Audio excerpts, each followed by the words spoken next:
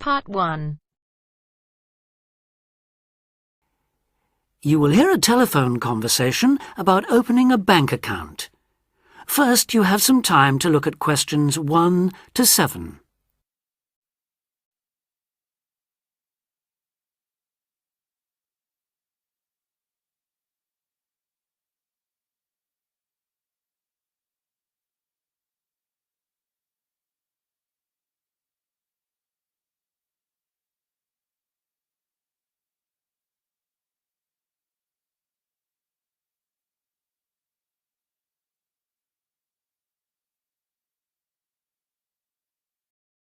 Now we shall begin. You should answer the questions as you listen, because you will not hear the recording a second time. Listen carefully and answer questions 1 to 7. Expats Helpline, Terry Davies here. What can I do for you? Hello, Terry. I've been in this country for a while, and I've just been offered a job in the city, so I think I'm going to need to open a bank account. I haven't had one before, so I'm wondering what papers I need. Well, basically you'll need to be able to prove to the bank that you're who you say you are, and that you live where you say you do, okay? Uh-huh. And for some banks, at least, that means you'll have to show them 2 separate pieces of identity. So I'll run through the list if you like. Yes, please. Okay. I'll bring it up on the screen. Let's see. Here it is. Right. The first thing it says is a valid passport. Mine's Australian. Yes, that would be fine, of course. The next one is a driving license, and again, one from your country would be okay. Then that's followed by birth certificate. Oh, hang on, that's only if you're under 18. Which I'm not. Right, so not that then.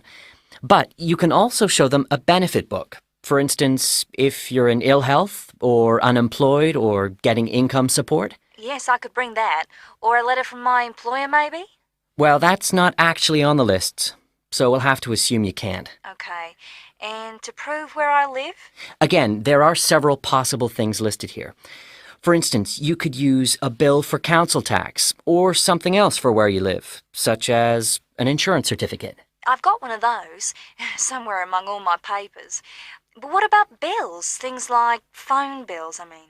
As long as it has your address on it, yes, fine. So a bill for my mobile would do, would it? I'm afraid it would have to be for a fixed line phone. You could use other types of household bill, though, as long as you get them through the post. How about an electricity bill? That'll say where I live, won't it? If it's in your name and not that of a landlord, yes. It is, so I'll probably take that then. There's one other you might want to use, a vehicle registration document. If you have a car or motorbike or something, of course. No, I haven't actually. Now, I believe there's a bank actually inside the commercial centre, and I might open an account there, seeing as how that's where I'll be every day. Yeah, that would seem to make sense. I know people who bank there. I actually read about it in a city guide. My cousin picked it up when he was here a couple of years ago, and I made a few notes. Do you mind if I run through them with you now, just to make sure the details haven't changed? Fine, go ahead. Okay, first question. It's still a branch of the Popular Bank, is it? The one with links to Australian banks? No, it's actually been taken over by another big banking group, the Savings Bank. It still seems quite popular, though, especially with people doing business in the Asia-Pacific area. And when is it open, Monday to Saturday? I'll have to check their website for that. Give me a second or two, will you? Sure. Right. I've got it. Customer service, and it's just weekdays, I'm afraid. Does it say what their business hours are? I'm just looking for that. It's on a different page for some reason. I think there's been a change at some banks in the last year or so. Yeah, here it is. It's open from 9:30 in the morning till 3:30 in the afternoon. And it's on the top floor of the main centre building, is it? Next to the travel agency? That's where it used to be, but they've since moved it to a slightly bigger place. It's on the ground floor now. Oh.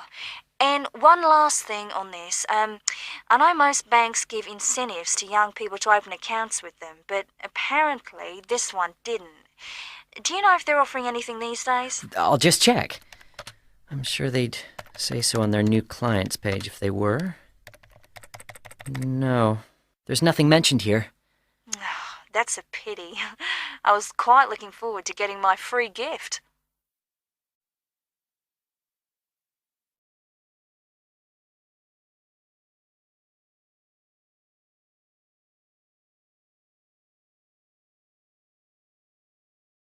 Before you hear the rest of the conversation, you have some time to look at questions 8 to 10.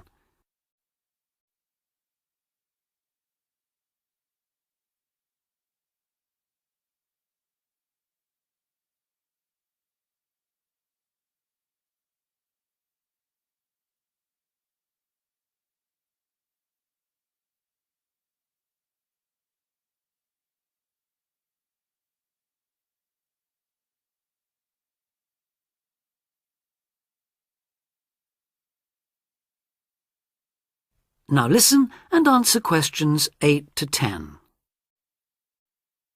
There are plenty of other banks within walking distance, you know. It may be worth shopping around to see what they've got to offer. Longer opening hours, including Saturdays, perhaps less crowded. Can you tell me how to get to a couple of them? I know where the commercial centre is, so that's probably my best starting place. Sure.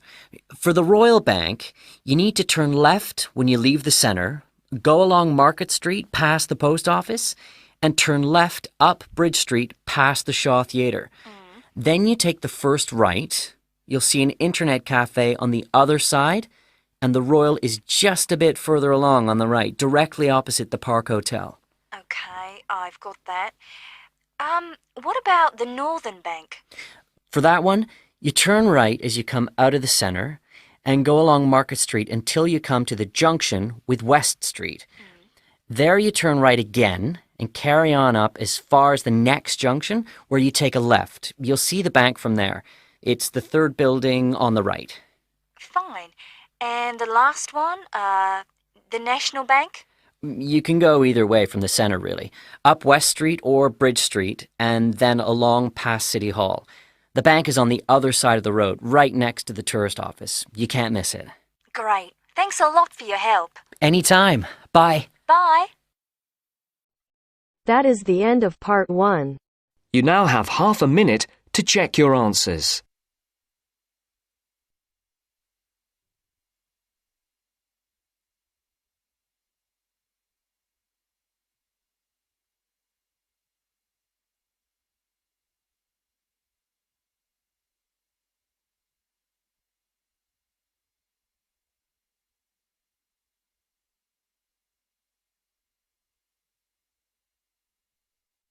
Now turns to part 2.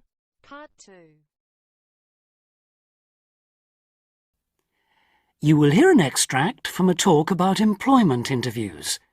First, you have some time to look at questions 11 to 14.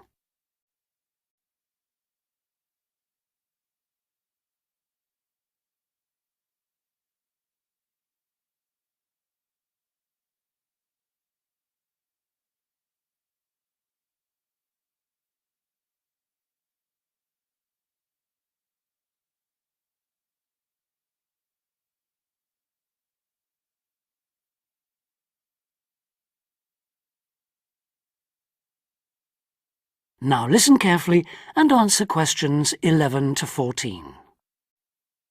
Today I have with me Sandy Richardson of the local Workforce Center, and she'll be talking about that critical step towards the goal of employment, the interview. Sandy, what is an interview for, and what's the best way to approach it? A job interview is simply a meeting between you and a potential employer to discuss your qualifications and see if there is a fit. The employer wants to verify what they know about you and talk about your qualifications. If you have been called for an interview, you can assume that the employer is interested in you. The employer has a need that you may be able to meet, so it's your goal to identify that need and convince the employer that you're the one for the job. As everyone knows, interviews can be stressful, But when you're well prepared, there's no reason to panic. Preparation is the key to success in a job search, and you can begin by collecting together all the documents you may need for the interview, such as extra copies of your resume, lists of references, and letters of recommendation. You could also take some work samples, selecting from what you have designed, drawn, or written, for instance. And make sure you have a pen and pad of paper for taking notes. The next step is to find out about the post. The more you know about the job, the employer, and the industry, the better prepared you will be to target your qualifications. Always request a job description from the employer and research employer profiles at the Chamber of Commerce or local library. You could also try to network with people who work for the company or with employees of companies associated with it. The next step is to match your qualifications to the requirements of the job. A good approach is to write out your qualifications along with the job requirements. Think about some standard interview questions and how you might respond. Most questions are designed to find out more about you, your qualifications, or to test your reactions in a given situation. If you don't have any experience or skills in a required area, think about how you might compensate for those deficiencies.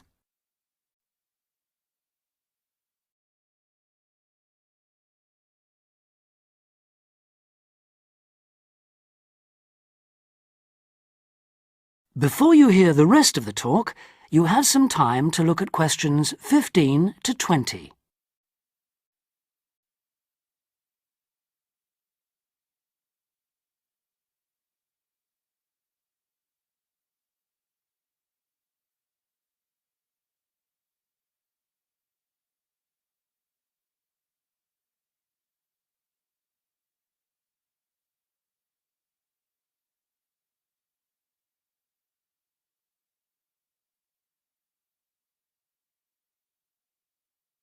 Now listen and answer questions 15 to 20. During an interview, it's important that you be yourself. Get a good night's sleep and plan your travel to be there in plenty of time so that you're not arriving out of breath with 30 seconds to spare. Don't, though, present yourself for the interview too early, 10 minutes at most. In the interview, listen carefully to each question asked. Take your time in responding and make sure your answers are positive. It's important to express a good attitude and show that you're willing to work, eager to learn, and are flexible. If you are unsure of a question, don't be afraid to ask for clarification. In fact, it's sometimes a good strategy to close a response with a question for the interviewer. In general, focus on your qualifications and look for opportunities to personalize the interview. Briefly answer questions with examples of how you responded in comparable situations, from either your life or previous job experiences. Something you should avoid are yes or no responses to questions, but don't dwell too long on non-job-related topics. Use caution if you are questioned about your salary requirements. The best strategy is to avoid the question until you have been offered a job. Questions about salary asked before there is a job offer are usually screening questions that may eliminate you from consideration, so be warned. On the other hand, it isn't inappropriate to show your enthusiasm if your first impressions of the interview and of the employer are good ones. So, if the job sounds like what you are looking for, say so. Keep in mind that the interview is not over when you are asked if you have any questions. Come prepared to ask a couple of specific questions that again show your knowledge and interest in the job. Close the interview in the same friendly, positive manner in which you started. When the interview is over, leave promptly. Don't overstay your time. Think about the interview and learn from the experience. Evaluate the success and failures. The more you learn from the interview, the easier the next one will become. You'll become much more confident. To close, here are a few more tips. First, maintain good eye contact throughout the interview and be aware of nonverbal body language. Second, dress a step above what you would wear on the job. go to the hairdresser's, have a shave, etc. Remember that your appearance is a key indicator of whether you have the right attitude, so it can pay to give some thought to how you look. And finally, don't be a clock watcher. That is the end of Part 2. You now have half a minute to check your answers.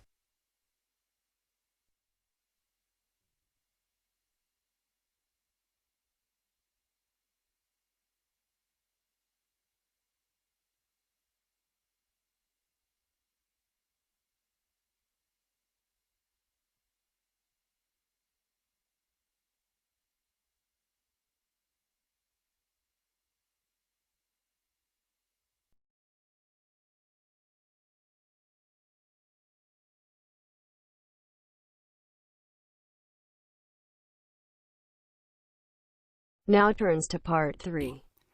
You will hear a tutor and some students discussing choosing courses at a college. First, you have some time to look at questions 21 to 24.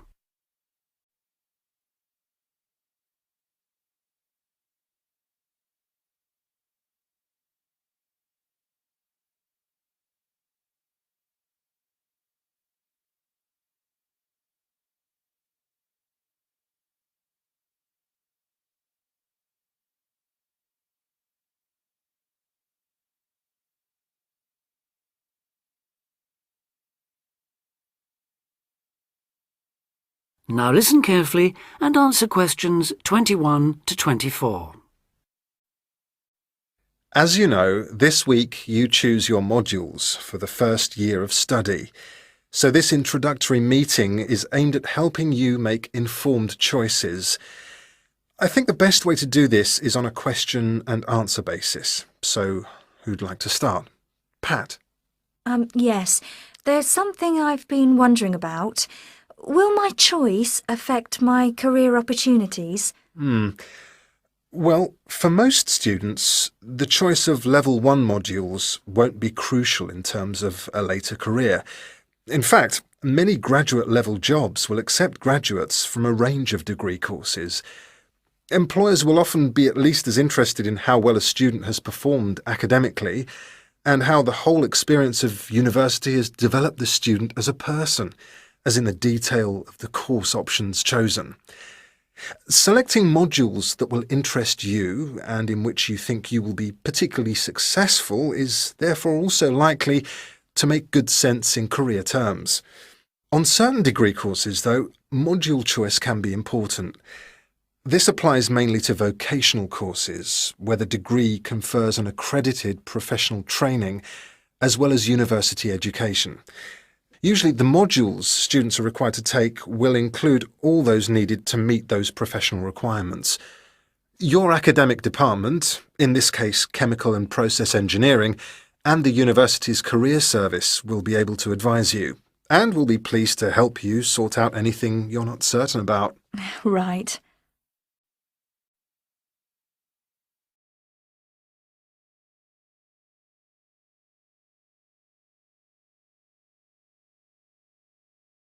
Before you hear the rest of the discussion, you have some time to look at questions 25 to 30.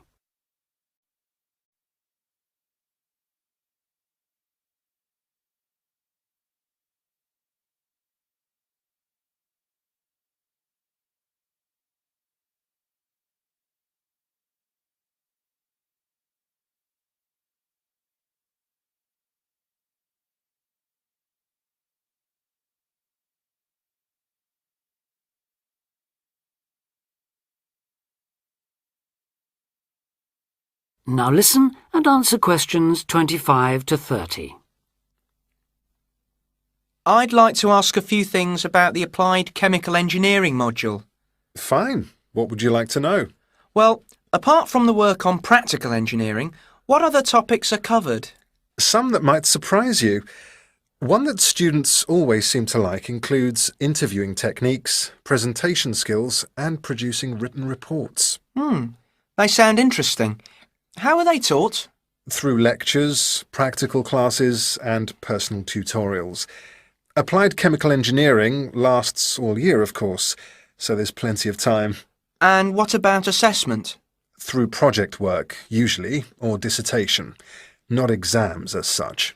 Is that the same for the information technology part of the module? Yes, things like word processing and learning to create spreadsheets are tested in a similar way on this module. That's not the case in some other modules, is it? No, it isn't. Are you thinking of any in particular? Yes, I'm considering doing fluid mechanics. Ah. The work on flow analysis looks interesting, and I like the look of some of the other topics too. So, how is that module tested? That's one of those which still uses written exams. The sit-down, formal type, I'm afraid. Oh, that doesn't matter.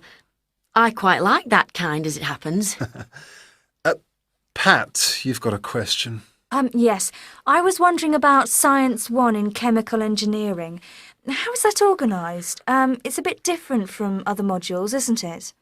Yes, it aims to give the necessary basis of physics and biology for those students who haven't studied the relevant subjects at A-level or equivalent.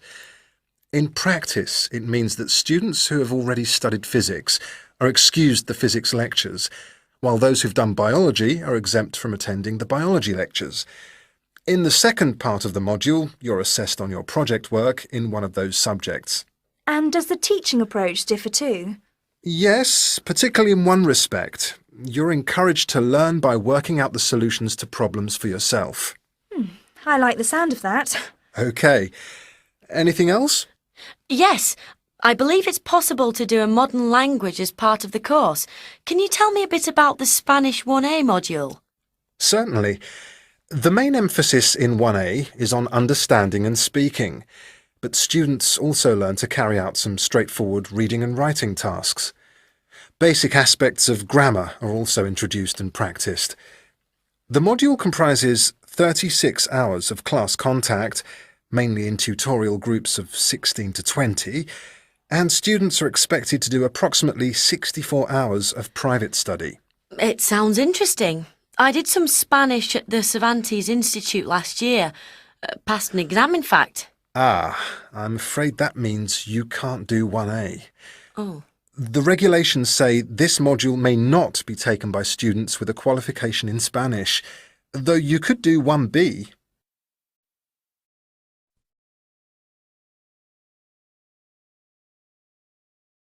That is the end of part 3. You now have half a minute to check your answers.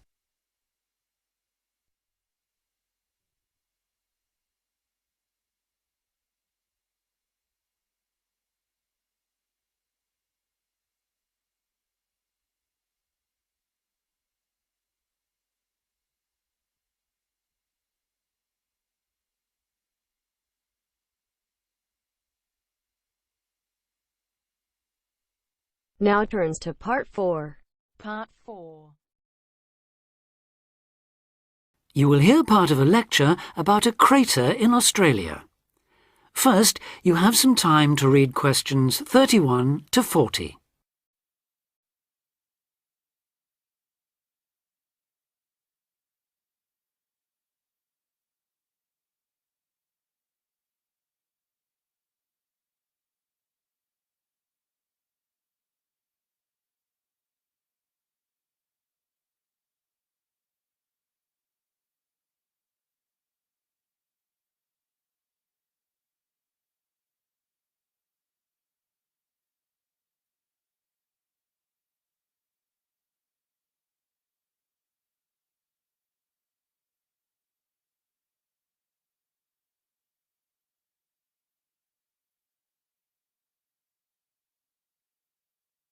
Now listen carefully and answer questions 31 to 40. Lake Acraman in South Australia is Armageddon for the purist. No other meteorite impact on Earth has stamped the surrounding rocks with such an abiding, unequivocal geological record of collision, earthquake, wind, fire and tsunami, the giant waves formed by major Earth movements. The story it tells is elemental, without dying dinosaurs or even Bruce Willis to complicate its simple message of destruction. First, the numbers. About 590 million years ago, a rocky meteorite more than 4 kilometres across and travelling at around 90,000 kilometres an hour slammed into an area of red volcanic rock about 430 kilometres northwest of Adelaide. Within seconds, the meteorite vaporised in a ball of fire, carving out a crater about 4 kilometres deep and 40 kilometres in diameter, and spawning earthquakes fierce enough to raise 100-metre-height tsunamis in a shallow sea 300 kilometres away. Ancient, stable and unglaciated, the bedrock of Australia preserves some of the most photogenic impact craters in the world. Acraman is not one of them. 500 million years of erosion has taken its toll. A salt pan surrounded by low hills is all that remains to mark the site of the cataclysm. The true nature of the place dawned on geologist George Williams of Adelaide University in 1979. Gazing at a sheaf of newly acquired satellite images, he saw the small circular shape of Lake Acraman surrounded by a ring of faults and low scarps 40 kilometres across, and an outer ring twice this size. A year later, he made it to the site. On islands near the centre of the lake, Williams found bedrock shattered in a conical pattern that experts consider a sure sign of a meteorite impact. Except for a crater, which had long since eroded, the area was a textbook example of an impact site. In 1985, further intriguing evidence turned up. Vic Gostin, another Adelaide geologist, had been studying a thin band of fragmented red volcanic rock in 600-million-year-old shale in the Flinders Ranges, more than 300 kilometres east of Acraman. To his bewilderment, the volcanic chunks turned out to be 1 billion years older than the shale. Where had they come from? Comparing samples, Gostin and Williams found that their rocks were identical. The red rock in the Flinders Ranges had been blasted there from Acraman. Later, the same material turned up at sites 500 kilometres from Acraman.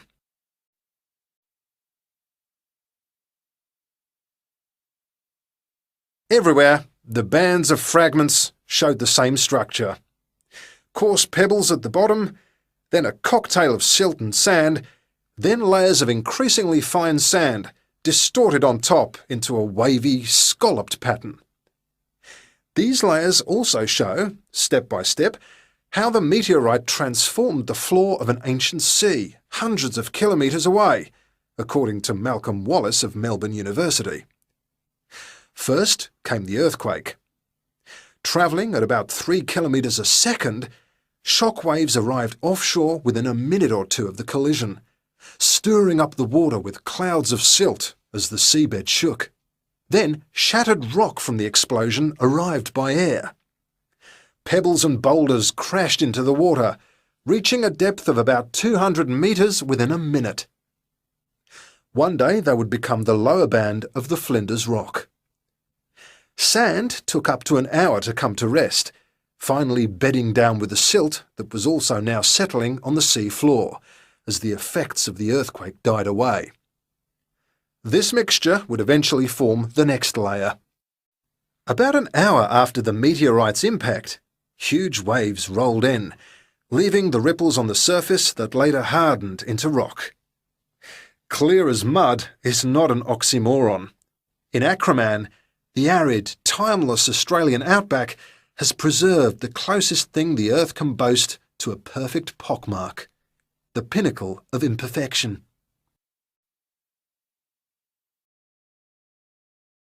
That is the end of part 4. You now have half a minute to check your answers.